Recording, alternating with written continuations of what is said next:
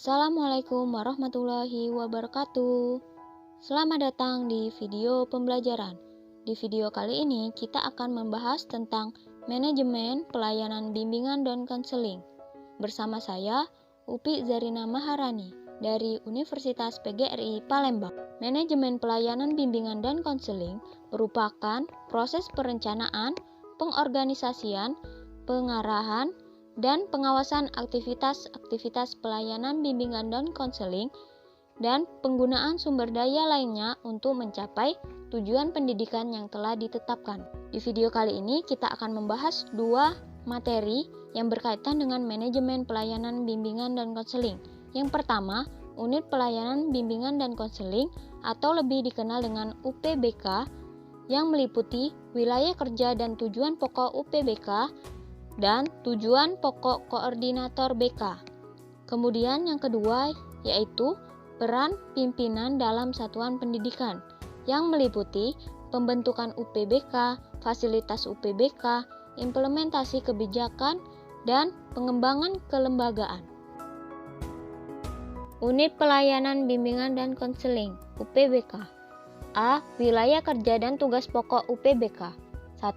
Spektrum kinerja guru BK atau konselor. Wilayah kerja UPBK adalah menyelenggarakan pelayanan BK untuk seluruh peserta didik pada satuan pendidikan yang secara keseluruhan diselenggarakan oleh guru BK atau konselor sebagai pelaksana utama. Wilayah kerja yang dimaksud meliputi pokok-pokok sebagai berikut. Yang pertama, spektrum pelayanan BK yang menjadi ruang lingkup kinerja seluruh guru BK dan konselor adalah program BK yang meliputi konsep dasar tentang BK, bimbingan pelayanan, jenis-jenis layanan, dan kegiatan pendukung, serta aspek-aspek terkait lainnya. Yang kedua, masing-masing guru BK atau konselor wajib bekerja dalam keseluruhan spektrum program pelayanan BK tersebut untuk semua peserta didik yang menjadi tugas pengasuhnya. Yang ketiga, kegiatan guru BK atau konselor dalam spektrum program pelayanan BK tersebut dilaksanakan dengan mengikuti tahap-tahap kegiatan P3MT, yaitu perencanaan, pengorganisasian, pelaksanaan, monitoring, dan tindak lanjut. 2. Kerjasama. Dalam melaksanakan tugas pelayanan BK, guru BK atau konselor bekerja sama dengan berbagai pihak di dalam dan di luar satuan pendidikan untuk suksesnya pelayanan yang dimaksud. Kerjasama ini dalam rangka manajemen BK yang menjadi bagian integral dari manajemen satuan pendidikan secara menyeluruh. Kerjasama dibagi menjadi 3. Yang pertama, kerjasama inter, kerjasama dengan guru mata pelajaran. Yang kedua, kerjasama ekstern, kerjasama dengan orang tua. Yang ketiga, kerjasama dengan pihak lain. Guru mata pelajaran merupakan mitra kerja utama bagi guru BK atau konselor untuk suksesnya pengembangan peserta didik secara menyeluruh dan optimal. Salah satu contoh kerjasama ini dilaksanakan dalam hal pengumpulan dan penghimpunan data peserta didik yang menjadi tanggung jawab guru BK atau konselor dengan tetap menjaga asas kerahasiaan peserta didik. Kerja sama dengan orang tua peserta didik adalah penting, terlebih karena orang tua dan kondisi keluarga sangat berpengaruh terhadap kehidupan peserta didik, baik dalam kondisi sehari-hari maupun dalam kondisi yang berkaitan dengan perkembangan peserta didik pada umumnya. Dalam hal ini, peran orang tua sangat signifikan. Meskipun demikian, berkenaan dengan penanganan peserta didik, guru BK atau konselor perlu memperhatikan bahwa permasalahan peserta didik tidak harus seketika dan serta-merta disampaikan kepada orang tua. Masalah yang dimaksud perlu diketahui oleh orang tua hanya apabila orang tua dapat merespon atau bertindak yang memberi dampak positif terhadap penanganan masalah-masalah tersebut. Guru BK atau konselor yang bergabung dalam UPBK dalam keseluruhan kinerjanya bekerja sama dengan unsur-unsur internal satuan pendidikan, yaitu sejawat pendidikan, komite satuan pendidikan, tenaga ahli, badan atau lembaga pembina di luar satuan pendidikan, dan lain-lain. B. Tugas pokok koordinator BK. Koordinator BK diangkat oleh kepala sekolah dari guru BK atau konselor yang ada di UPBK.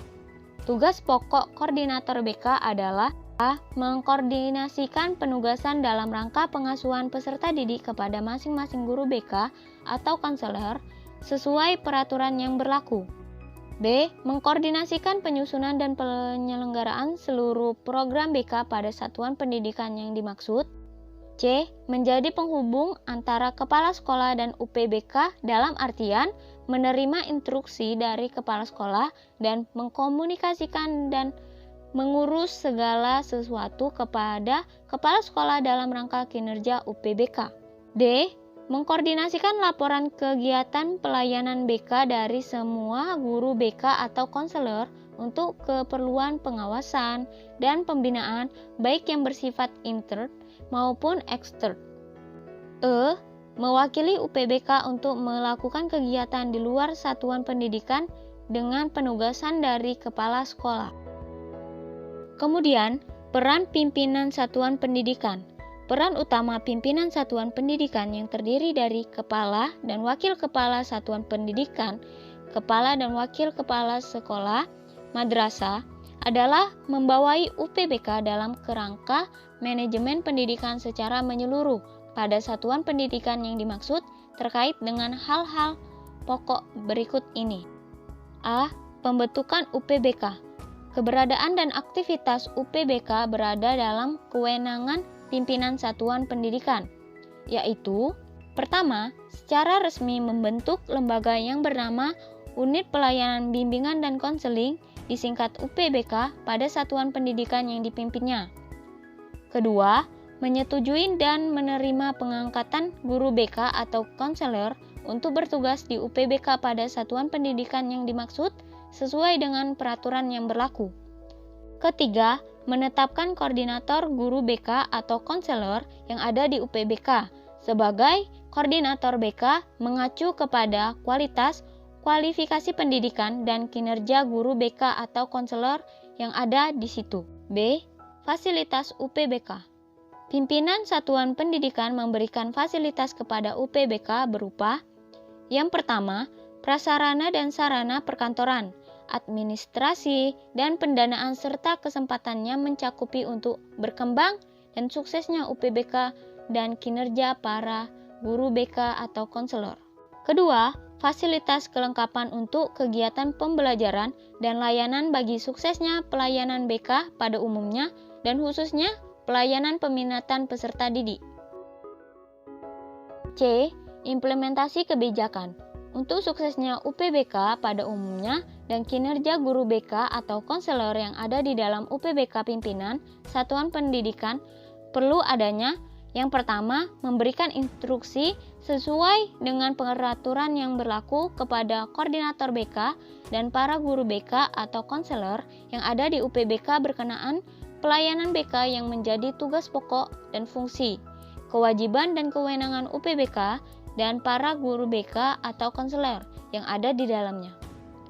Yang kedua, memberikan dan menagih pertanggungjawaban pelaksanaan tugas dari koordinator BK dan para guru BK atau konselor atas pelaksanaan tugas dan tanggung jawab mereka dengan bukti fisik yang diperlukan.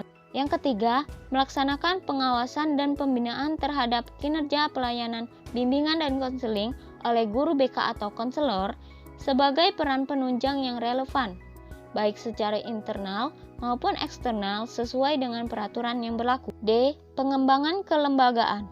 Untuk lebih berfungsinya UPBK secara optimal, pimpinan satuan pendidikan diharapkan melaksanakan hal-hal sebagai berikut. Yang pertama, memanfaatkan berbagai sumber-sumber yang ada di dalam satuan pendidikan sendiri maupun di luarnya untuk mencapai kondisi kelembagaan UPBK secara optimal. Yang kedua, memberikan kesempatan kepada guru BK atau konselor untuk sebesar-besarnya fasilitas yang ada pada satuan pendidikan untuk pelaksanaan pelayanan BK demi pengembangan diri siswa secara optimal dan kemajuan satuan pendidikan pada umumnya.